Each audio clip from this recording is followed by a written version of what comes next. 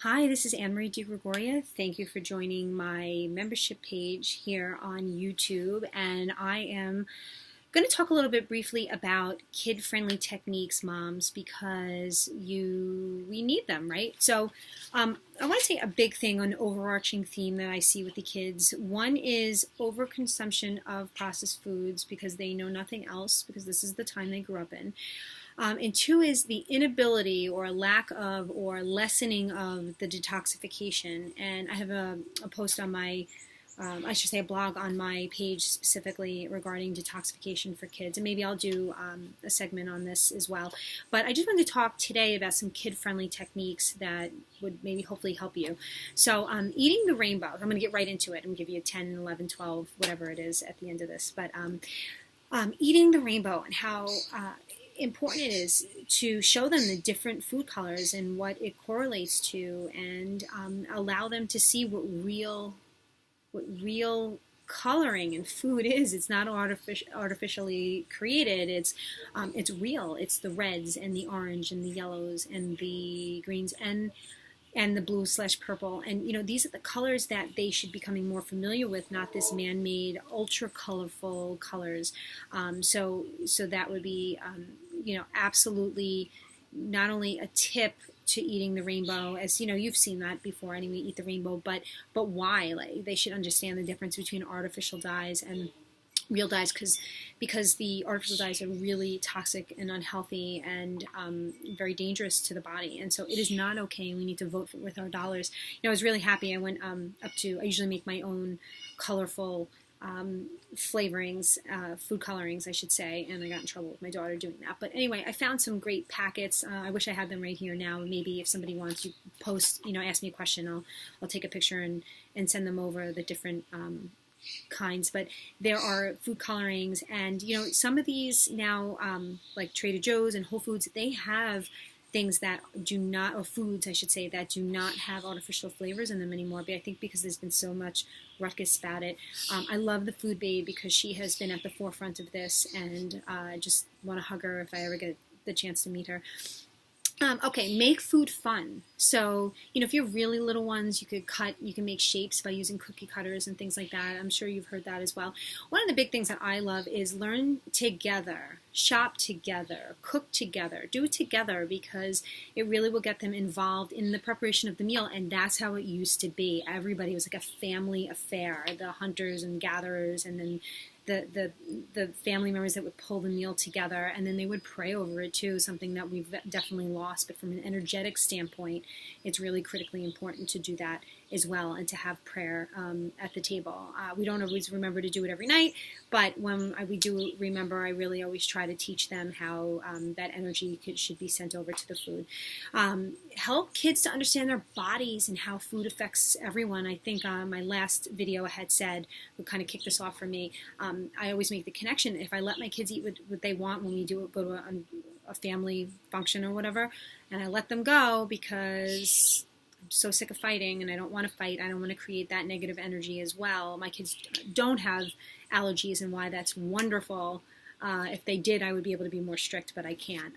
They don't actually have food allergies itself, although I just know better. It goes against my better judgment. I could see their bodies, what happens, the swelling. I could see all this as a mother when I do let them do what they want at a function. And there's been a few times where they've maybe had too much cake or too much bread or whatever, and they've not felt good. And I always take that moment to make it a teachable moment and make them understand and make the connection for them. I like to say always have a bowl of seasonal organic fruit on the table. This way and they let them know like what they can actually have, what's an okay snack, and how to cut it themselves, maybe like with an apple core or something like that, and a scoop of almond butter if they're not allergic to nuts or something like that. But trying to help them understand what they can, so it's not this esoteric thing for them. They actually will know what to get. Try one new vegetable and one new fruit every week, and then reward for it with praise, preferably. Reward for it. You want to make them feel good that they are so open-minded and they have the courage to try new things. And moms, that you have the courage to venture down this path, because it's not always easy. It's definitely not the easy way out. I have not done that. I have not taken the easy way out. it's had its own growing pains as well, but I'm here to sort of teach about it now. Eat foods that are grown on a tree, a bush, a plant, or from the ground, and that's what you can teach them as well. Eat foods that are eaten in moderation, so mix it up. Eat within the season, and I may have said that already, but it's just kind of popping into my head now. Substitute processed sweet for natural sweet. So use the honeys and the maple syrups, brush your teeth after, the maple syrups and maybe coconut sugar and things that you can kind of substitute with.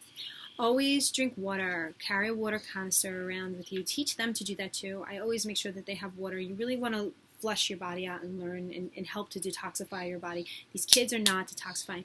A study was done with autism with children, and the hair follicle was tested, and it came out, and this is in one of the articles that things I've read, and then I wrote on it, that their problem might very well be with the inability to detoxify, because things are showing up in their hair samples where with other children it's flushing through their body. So I find that really interesting, because there could be a number of culprits that lead into that. It could be the food, it could be the immunizations, it could be the water, it could be something in the environment, or it could be all of it. It may just be one, or it may be all, and nobody really knows. But if we think about it from a common sense standpoint, anything that can help our bodies detoxify and help these kids' bodies detoxify is going to help them in the long run on so many levels.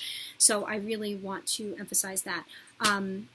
Help your digestive tract. Teach these kids to eat slowly. Chew your food. And this goes for all of us. Chew your food. You should have chew 25 times, kids. Make sure that it's ground up, and you don't want to dump food and not chew it and dump it down into the bottom of your intestines. It makes for a very difficult digestion process, and we want to help our body through that. Start a garden, even just with a few vegetables or herbs, and reap the rewards and show them that. And have them, never stop learning, and you never stop learning, and never stop teaching, and have them teach the younger ones, and allow them to question everything. I mean, I can't emphasize enough how important it is for all of us to question. We can't just take what is told to us as gospel. We have to question and ask and just try to understand the root causes of so much that goes on in our life, and where does everything come from, and where does this tie back to, and why do I have this issue, condition, or disease? And we have to ask the questions. What's going on in our environment, our entire environment? Who's in our environment? The struggle. I had one client, I noticed that there was a big struggle between the mother and the daughter, and I think that was part of kind of what was going on with them, and we just hope that you're able to embrace the entire environment and look at everything, and everybody needs to make changes across the board. All right, that's it. I hope that was helpful, moms, and I look forward to, let me know if you have any questions. You can contact me via my email through my website, or you could just send me a note through Facebook. That would be great. And you could reach me. Please share and like my YouTube page, and subscribe. And please subscribe to my Facebook page as well. Okay, take care. Thanks. Bye-bye.